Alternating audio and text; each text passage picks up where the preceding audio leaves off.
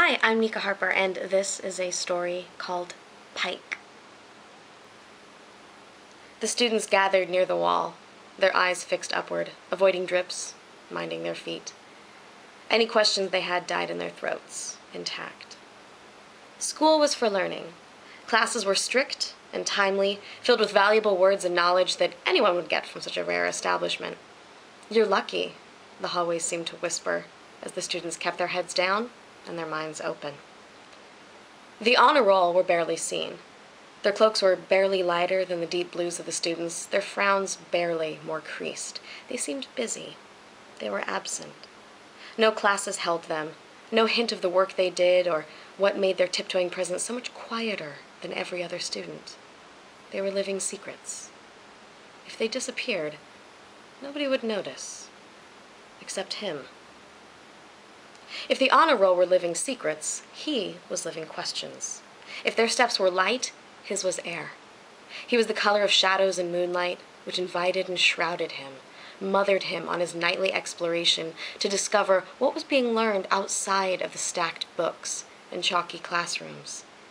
He tailed and trailed, communed and collected. He picked up the scraps of knowledge passed and fallen from their trembling hands. His work was quiet, because he knew they were scared. A school is just a school, with tight collars and bruised knuckles. Books are merely full of words and numbers to memorize and keep. Curiosity is a sin. He paid none of this any mind. Answers lay in the shadows with him, whispering their worries, and he listened. She was gone somewhere, once clothed in navy, then in blue, and the smiles disappeared and the eye contact fled just as quickly as her steps. And then she was just another memory in the crowded, impersonal floors. Just another cloak that swished out of sight.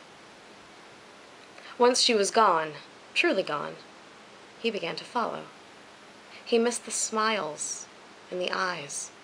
He missed not being alone. He'd never known otherwise. He followed the paths she used to take, collected the things she might have absorbed, and was noticed by a teacher. He thought nobody ever noticed him. Together they conversed in sordid whispers through door jambs and empty windowsills. He brought what he knew, and teacher stitched it together. They counted and kept track. The tapestry grew in silhouetted darkness. A school is just a school. Students are merely information vessels. Curriculum is truth, until there are powers that can rewrite it. It was with high honors that these students took their place in the smaller, cramped rooms with jostled elbows and minds in a vice. These were the unknown words they learned. The things they spoke took new shape before their frightened eyes. Tears and noses pressed against the pages. Find the answer. Discover something for us. Then, new pages were written, and new words shaped from expendable novice lips.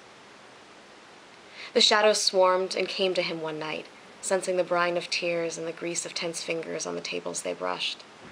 It was coming together. His teacher pressed out the wrinkles of the mysteries he collected. There weren't many lighter blue cloaks, and the honor roll was always changing.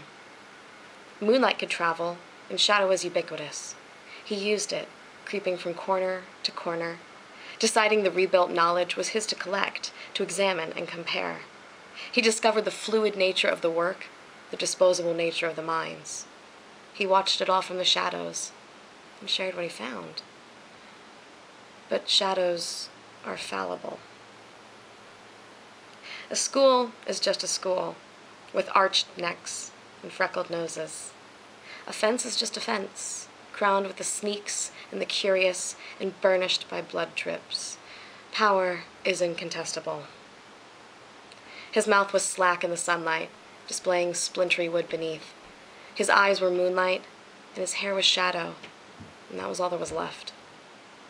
Beside him, the sagging face of a mentor and teacher, open-mouthed to their fates. They had saved no one, and their last breaths were rewritten as the school demonstrated a new lesson for the students. That story actually started off as the backstory and lore for a character that I had made in a new RPG that my friend is working on. He's fantastic. His name is Keith, and whenever it comes out, I will tell everyone about it because it was very, very fun. And he sent me my sheet because he says, you should do something with this. And I think so too. Thank you very much for listening, and thank you everyone who's supporting me on Patreon and making these videos possible and making my career possible. I couldn't thank you enough. Support an artist. Thank you for listening. Tell me what you think. Have a good one. Bye.